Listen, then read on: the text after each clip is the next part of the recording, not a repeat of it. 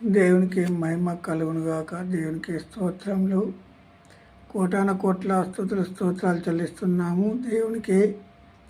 దేవునికి మహిమ కలుగునుగాక. ఆమేన్.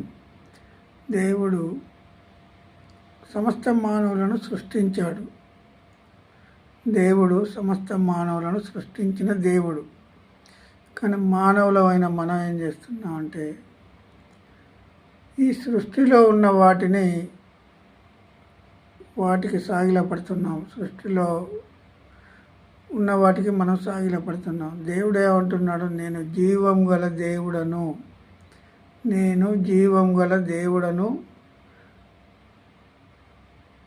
నాకు తప్ప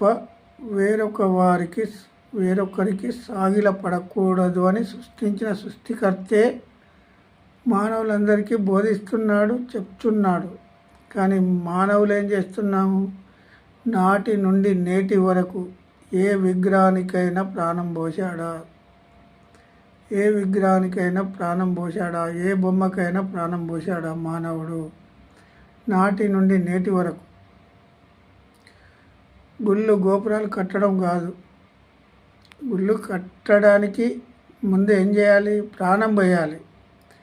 దేవుడు నన్ను తయారు చేస్తే నాకు జీవం ఉన్నది. నేను మాట్లాడుతున్నాను. దేవునితో నేను మమేకం కావాలని మాట్లాడుతున్నాను.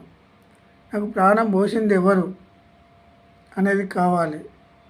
ప్రాణం పోసిన దేవుని కంటే ఎక్కువ ఎవరు లేరు.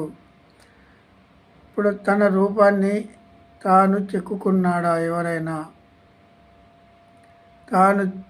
తాను చేసిన రూపము ఎవరైనా చెక్కుకున్నారా? ఎవరు చెక్కలేదు. దేవుడు సృష్టించిన సృష్టికర్తకే మహిమ చెల్లాలి, మహిమ ఘనత రావాలి. సృష్టించిన సృష్టికర్తకు తప్ప ఎవరికి ఘనత మహిమ రావడానికి వీలు లేదు. మానవులకు సృష్టించిన సృష్టికర్తకు తప్ప వేరొకరికి సాగిలపడకూడదు. హల్లెలూయా. దేవుడే పుట్టించాడు సమస్త మానవులను, బంధుమిత్రులను. ప్రపంచంలో 900 కోట్ల మందిని సృష్టించింది దేవుడు. దేవునికి తప్ప ఎవరికి మహిమ రాకూడదు. సృష్టించిన సృష్టికర్తకు తప్ప. దేవునికి మహిమ కలుగునుగాక. 7వ అధ్యాయము, కీర్తన భాగం 7వ అధ్యాయము